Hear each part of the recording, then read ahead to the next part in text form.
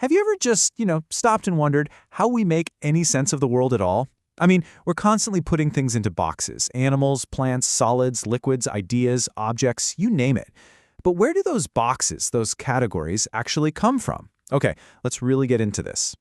And this right here is the core question. Are we discovering a structure that's already out there in the universe, kind of like explorers finding continents on a map? Or are we actually just imposing our own mental grid onto a world we can never really know as it truly is? This puzzle, this very question, has been at the absolute heart of philosophy for literally centuries. So, to get to the bottom of this, here's our game plan. We're going to explore the core problem, then we'll look at two of the heavyweight answers from history. After that, we'll introduce a more neutral, third way, see how it actually works, and finally, we'll unpack why this whole idea matters so much. All right, so let's start with that central tension. It's really all about the friction between the concepts in our head and the world itself. Now, this isn't some new idea. I mean, from the ancient Greeks all the way to today, thinkers have been wrestling with this. Are we accurately carving reality at its joints, as they used to say? Or are we just describing the shape of our own carving knife? So, historically, two major schools of thought have really dominated this whole debate. Each one offers a powerful but completely different solution to the puzzle. First up, we've got the original champion himself, Aristotle. His approach is, well, it's pretty intuitive. It just kind of feels like common sense, right? For an Aristotelian realist, the job of a philosopher or a scientist is to be a kind of cosmic storekeeper. You go out into the world and you take inventory of what's there. The categories, things like animal, plant, substance, these are real divisions that exist out in the world, totally independent of our minds. We're just discovering them and sticking labels on them. And then, centuries later, Immanuel Kant comes along and just flips the entire table over. He basically argues we've been looking in the completely wrong place this whole time. So, Kant's big revolutionary move was to say, look, forget about the world as it truly is, what he called the thing in itself, because we can never, ever access it directly. See, our minds aren't just blank slates. Instead, they come preloaded with these fundamental categories, like causality or substance. These are what he called a priori structures, meaning they exist before any experience. Think of them like the operating system of your mind. They're the rules we have to use to organize all that raw sensory data into any kind of understandable experience. So for Kant, the structure isn't in the world, it's in us. So you see, you have two totally different projects going on here. Aristotle's approach is completely outward-looking. He's trying to create an inventory of a world he thinks we can know directly. Kant's is inward-looking. He says the rules aren't out there but are baked into the very fabric of our minds. And that's the key takeaway.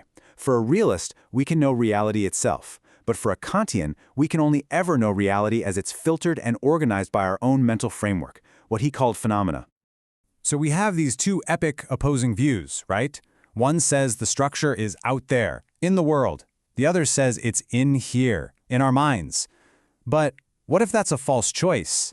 This is where a third, much more neutral path starts to open up. And this is the game-changing question.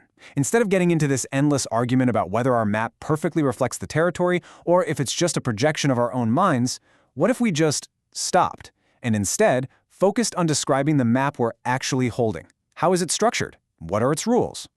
And that brings us to categorial descriptivism. It is a deliberately neutral approach. It basically says, look, trying to prove that we have the one true system of reality's categories is probably a losing game. So instead, let's just meticulously describe the conceptual frameworks we actually use. We analyze the structure of the world as it appears in our science, in our language, in our experience. But, and this is the most important part, we stay completely agnostic about whether that structure is the real one. So what does this actually look like in practice? I mean, how does a philosopher put on this descriptivist hat and get to work? The heart of a descriptivist method is right here. It's all about analyzing a system of thought and saying, okay, if this system is correct, here is the kind of world it would imply. There's a crucial lack of ontological commitment, which is just a fancy way of saying it doesn't make any promises about what actually exists. It's a really humble approach, born from the skeptical thought that, hey, maybe there just isn't one single ultimate way to categorize everything. To make this a little less abstract, let's look at a concrete example. The philosopher Edmund Husserl, who was a huge figure in phenomenology, practiced the method that fits perfectly into this descriptivist way of thinking.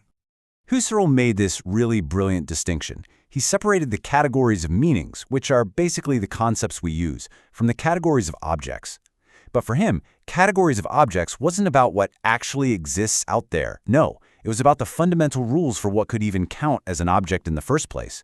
He wasn't trying to map reality. He was mapping the very structure of possibility.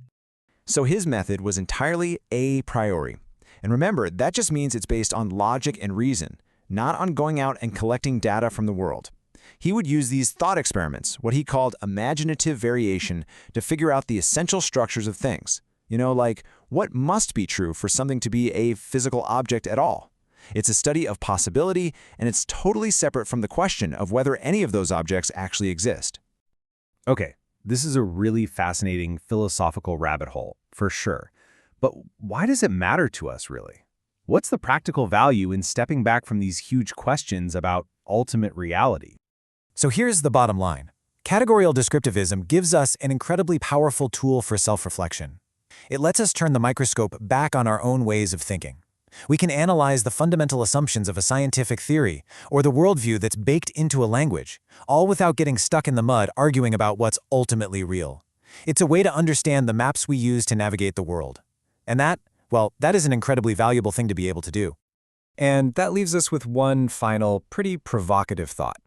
By choosing this neutral, descriptive path, we gain a ton of clarity about our own systems of thought. But does that clarity come at a price? If we focus only on describing our maps, do we give up on the hope of ever knowing the territory itself? That's definitely something to chew on.